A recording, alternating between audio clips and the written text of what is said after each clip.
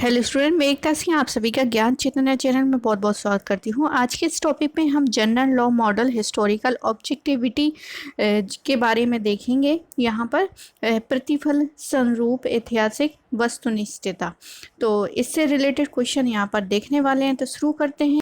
सबसे पहला क्वेश्चन है, निम्नलिखित में से इतिहास की वस्तुनिष्ठता की कौन सी समस्या नहीं है। तो यहाँ पर जो क्वेश्चन आंसर होने वाले हैं वो इतिहास की वस्तुनिष्ठता से संबंधित होने वाले के इतिहास में जो ऑब्जेक्टिविटी है वो हमारी किस प्रकार से है, उसी से रिलेटेड यहाँ पर क्वेश्चन है। तो हिस्टोरिकल ऑब्जेक्टिविटी से रिलेटेड यहाँ पर क्वेश्चन देखते हैं। सबसे पहला है, निम्नलिखित में से इतिहास की वस्तुनिष्ठता की कौन सी समस्या नहीं है। तो यहाँ पर ऑब्जेक्टिविटी की समस्या नहीं होगी। कौन सा? समय की मांग, व्यक्तिगत आस्था, पक्षपात, सीमित अवलोकन के ऊपर की क्षमता। तो यहाँ पर कौन सी नहीं होगी? सीमित अवलोकन से ऊपर की क्षमता। अगला क्वेश्चन है, इतिहास समाज में रहने वाले मनुष्यों के कार्यों तथा उपलब्धियों की कहानी है। ये कथन किसका है? तो ये कथन हो जाएगा हमारा हेनरी पेरेन का। किसका हो जाएगा? हेनरी पेरेन ने ही कहा है कि इतिहास समाज में रहने वाले मनुष्यों के कार्यों तथा उपलब्धियों की कहानी है। अगला क्वेश्चन है, बिना किसी कारण के किसी कार्य का होना संभव नहीं है। ये युक्ति किसका है, मतलब किसने ये कहा है? तो ये अरस्तु का कहना है कि बिना किसी कारण के किसी कार्य का होना क्या नहीं है? संभव नहीं है। कोई कारण है तभी क्या है, वो कार्य संभव हो पाया है। तो यहाँ पर किसका कथन हो जाएगा? अरस्तु का। अगला क्वेश्चन है, इतिहास लेखन में पक्षपात की उपादेयता को सिद्ध किया है। तो इतिहास लेखन में पक्षपात की उपादेयता को सिद्ध कौन करता है? हल्फेन जो है। फर्स्ट ऑप्शन यहाँ पर सही हो जाएगा। आगे देखते हैं, वस्तु परकता का अर्थ बिना व्यक्तिगत पक्षपात या पूर्वाग्रह के ऐतिहासिक तथ्यों का प्रयोग करना है। मतलब यहाँ पर ऑब्जेक्टिविटी बता रखी है, और ऑब्जेक्टिविटी का अर्थ है कि बिना व्यक्तिगत, मतलब एक हिस्टोरियन है, बिना किसी पक्षपात के, और जो उसके पूर्व में, मतलब उसके जो एक विचारधारा पहले से ही बनी है, पूर्वाग्रह के ऐतिहासिक तथ्यों का प्रयोग करना, मतलब उसकी जो पहले से एक विचारधारा बनी है उसके बिना जो उसको हिस्टोरिकल फैक्ट मिले हैं, हिस्टोरिकल फैक्ट के आधार पर अगर वो गणना करता है, प्रयोग करता है, तो वही क्या हो जाएगी? उसकी ऑब्जेक्टिविटी हो जाएगी। तो इसमें किसी व्यक्तिगत पक्षपात नहीं होना चाहिए। जो हिस्टोरियन है वो उसकी किसी प्रकार की पूर्वाग्रह नहीं शामिल होना चाहिए। किसमें? हिस्टोरिकल फैक्ट की गणना करते समय। तो ये प्रसिद्ध युक्ति किसकी है? तो ये गरोन्स्की की हो जाएगी, गरोन्स्की की। अगला क्वेश्चन है, इतिहास का स्वरूप चयनात्मक होता है। इतिहास का स्वरूप चयनात्मक होता है, मतलब कि जो हिस्टोरियन है उसने किन किन फैक्टों का चयन किया है, उसी के आधार पर तो वो गणना करेगा। तो इतिहास का स्वरूप कैसा हो गया? चयनात्मक।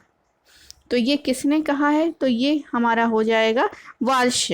वाल्श जो है सही ऑप्शन है, इन्होंने ही कहा है कि इतिहास का स्वरूप चयनात्मक है। आगे देखते हैं।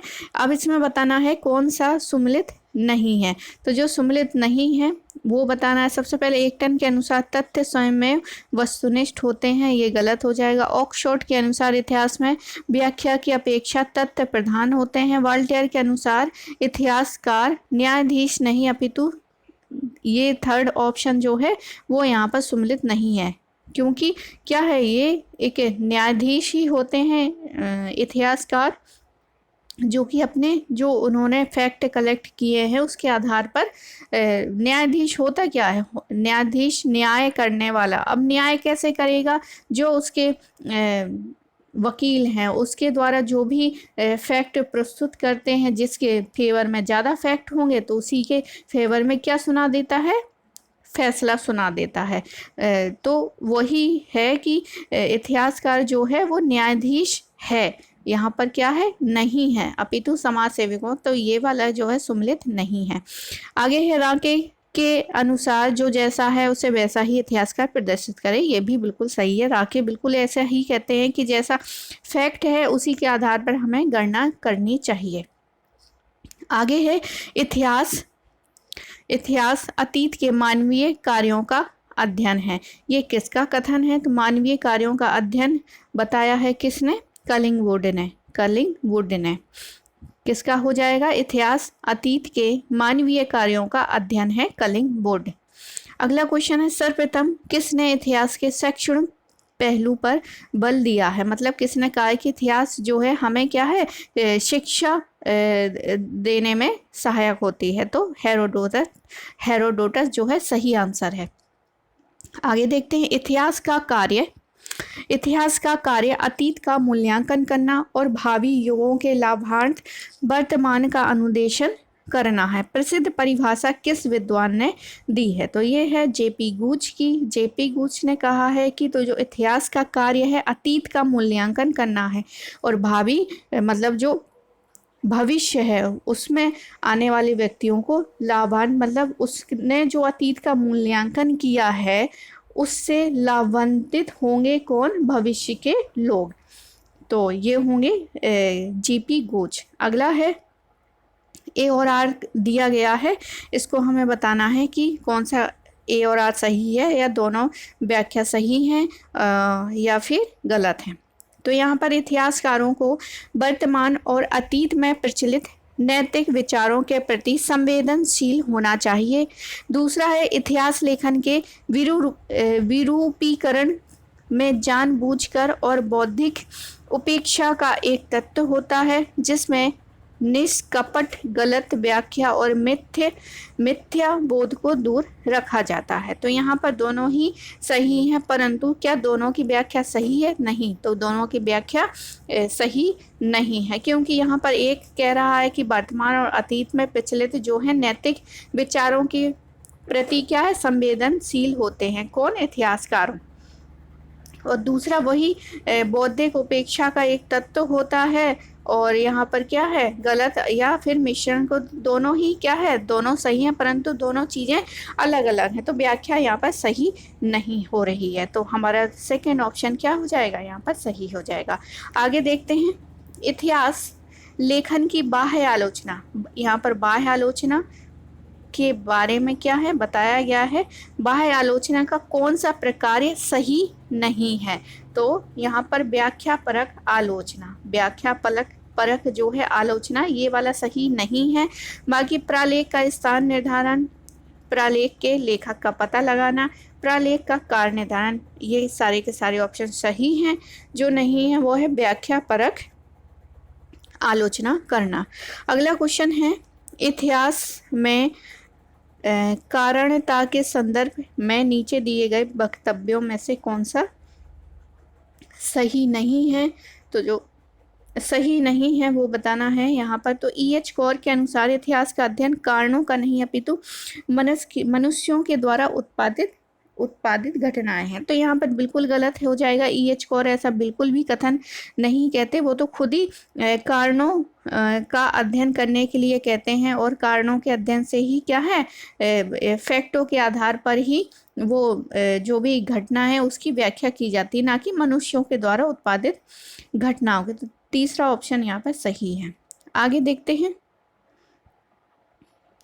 भारतीय राष्ट्रीय इतिहास लेखन से संबंधित निम्नलिखित वक्तव्यों पर विचार कीजिए। तो यहाँ पर विचार करना है। सबसे पहला, तर्क का स्थान भावनात्मक दृष्टिकोण ने नहीं लिया है, तो तर्क का स्थान जो है भावनात्मक दृष्टिकोण ने नहीं लिया है। इसमें व्याघ्रता के साथ राष्ट्रीय पहचान की खोज की गई है। वस्तुनिष्ठता के आदर्श का राष्ट्रवादी इतिहासकारों के हाथों से हनन नहीं हुआ है।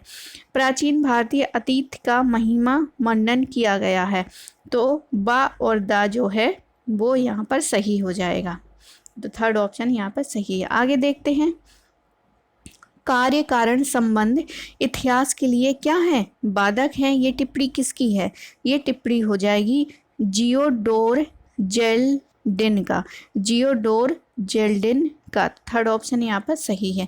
आगे देखते हैं किस प्रकार के स्रोत को वस्तुनिष्ठ प्रमाण माना जाता है। तो यहाँ पर वस्तुनिष्ठ प्रमाण माना जाएगा किसको? अनियोजित स्रोत को, अनियोजित स्रोतों को। अगला क्वेश्चन है लक्षण आधारित रोग निदान की चिकित्सा शाखा कहलाती है सेमियोटिक्स को, सेमियोटिक्स को। अगला क्वेश्चन है इतिहास से कभी कोई प्रायोगिक पाठ नहीं सीखता, मतलब जो साइंस का होता है ना कि लेबोरेटरी में प्रयोग करके हम उससे क्या है सीख सकते हैं। तो यहाँ पर कह रहा है कि इतिहास में इस प्रकार का प्रायोगिक पाठ नहीं सीखता है। ये कथन किसका है? तो ये हीगल का कथन है। किसका कथन है? हीगल का कथन है। आगे है निम्न में से कौन ज्ञानोदय काल का इतिहासकार नहीं है? तो यहाँ पर विलियम ऑफ टायर जो है, विलियम ऑफ टायर क्या है यहाँ पर सही आंसर हो जाएगा। आगे देखते हैं वस्तुनिष्ठता की सबसे महत्वपूर्ण विशेषता कौन सी है? वस्तुनिष्ठता की सबसे महत्वपूर्ण विशेषता जो है निष्पक्षता। क्या है? निष्पक्षता यहाँ पर सही आंसर है। आगे देखते हैं इतिहास में पक्षपात का महत्व किस इतिहासकार ने बताया है? तो इतिहास में पक्षपात का महत्व जो है इतिहास ने बताया है हाल्फेन, हाल्फेन। अगला क्वेश्चन है इतिहास में नियतिवाद का समर्थन किस इतिहासकार ने नहीं किया है? तो कलिंगवुड ने नियतिवाद का समर्थन नहीं किया है। अगला क्वेश्चन देखते हैं। अगला क्वेश्चन है इतिहास की गति के स्वरूप के बारे में आज तक 3 सिद्धांत दिए गए हैं, इसमें से कौन सा नहीं है? तो चतुर्भुजीय गति रेखा सिद्धांत जो है इतिहास की गति के स्वरूप से संबंधित नहीं है। बाकी चक्रीय गति सिद्धांत है, एक सीधी रेखा सिद्धांत है, चक्करदार सिद्धांत है, सारे के सारे हैं और थर्ड ऑप्शन यहाँ पर सही हो जाएगा। आगे देखते हैं प्रत्यक्षवादी ऐतिहासिक चिंतन का पिता किसे कहा जाता है? अगस्त्य काम्टे को। अगला क्वेश्चन है पूर्वाग्रह एवं निष्पक्षता के बीच मध्यम मार्ग का अनुसरण की विचारधारा किस इतिहासकार द्वारा दी गई है? तो आंसर क्रिस्टन क्लार्क हो जाएगा, क्रिस्टन क्लार्क। अगला क्वेश्चन है सर्वशक्तिमान ईश्वर से भी बड़ी शक्ति इतिहासकार के हाथ में होती है क्योंकि वह अतीत को बदल सकता है। यह कथन किस इतिहासकार का है? तो ये कथन डीन एज का है, डीन एज का। अगला है तो यहाँ पर क्या है डीन एज कहते हैं कि सर्वमान शक्ति, मतलब हम ऐसा मानते हैं कि ईश्वर ही क्या है? सर्वशक्तिमान है। फिर कहता है कि इससे भी बड़ी शक्ति क्या है? इतिहासकार के हाथ में होती है, वो ऐसा मानते हैं। कौन? डीन एज। और उनका कहना है क्योंकि वह अतीत को, अतीत की घटनाओं को क्या कर सकता है? बदल सकता है। तो इतिहासकार के हाथ में अतीत की घटनाओं को बदल सकने का क्या है? एक शक्ति या फिर कहें कि हुनर जो है वो होता है। तो डीन एज का ऐसा कथन है।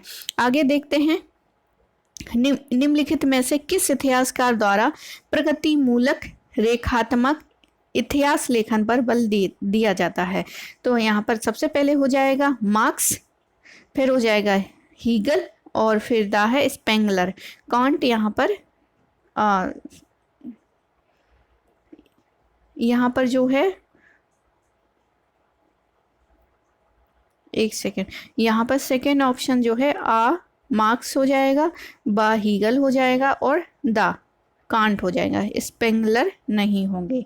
आगे देखते हैं निम्नलिखित में से किस इतिहासकार ने इतिहास लेखन में कारणों के स्थान पर परिस्थितियों के अध्ययन को अति महत्वपूर्ण माना है? तो आंसर हमारा क्या हो जाएगा? ऑक शॉर्ट, ऑक शॉर्ट।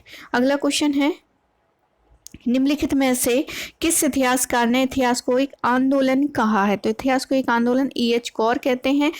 जिसने भी व्हाट इज हिस्ट्री इनकी जो बुक है वो पढ़ी होगी तो E.H. कौर से रिलेटेड जितने भी क्वेश्चन हैं वो आप आसानी से क्या हो जाएंगे? हल आपकी हो जाएंगे। और कोशिश करूँगी E.H. कौर की बुक जो है एज इट इज़ जैसे है वैसे पढ़ाने की कोशिश करूँ। तो ये भी बहुत जल्दी शुरू होने वाली है। आगे है अगला question the idea of progress. The idea of progress नामक ऐतिहासिक कृति की रचना किस इतिहासकार द्वारा दी गई है? तो जेबी ब्यूरू जो है यहाँ पर सही आंसर है। द आइडिया ऑफ प्रोग्रेस जो है जेबी ब्यूरू। अगला है इतिहासकार EH कौर द्वारा रचित पुस्तक व्हाट इज हिस्ट्री किन भाषणों का लिखित रूप है? तो यहाँ पर मतलब वहाँ पर प्रेजेंटेशन दिए होंगे, अपने भाषण दिए होंगे, तो उसी का ही भाषणों को वह यहाँ पर क्या कर दिया है, व्हाट इज हिस्ट्री नामक बुक में वो ऐड कर दिया है, और व्हाट इज हिस्ट्री नामक क्या है, एक बुक बना दी गई है। तो ट्रेवल एंड भाषण माला, ट्रेवल एंड भाषण माला यहाँ पर सही आंसर है। आगे देखते हैं, निम्नलिखित में से कौन वास्तुवादी इतिहास आंदोलन का समर्थक था? तो यहाँ पर बक्कल सही हो जाएगा, बक्कल। आगे है, निम्नलिखित कथनों में से कौन से कथन इतिहास के विषय में प्रत्यक्षवादी इतिहास दार्शनिकों के दृष्टिकोण में असत्य कथन है? तो ये हो जाएगा, अतीत को जैसा घटित हुआ है प्रस्तुत करना इतिहासकार का कार्य है। तो यहाँ पर क्या है, असत्य कथन है।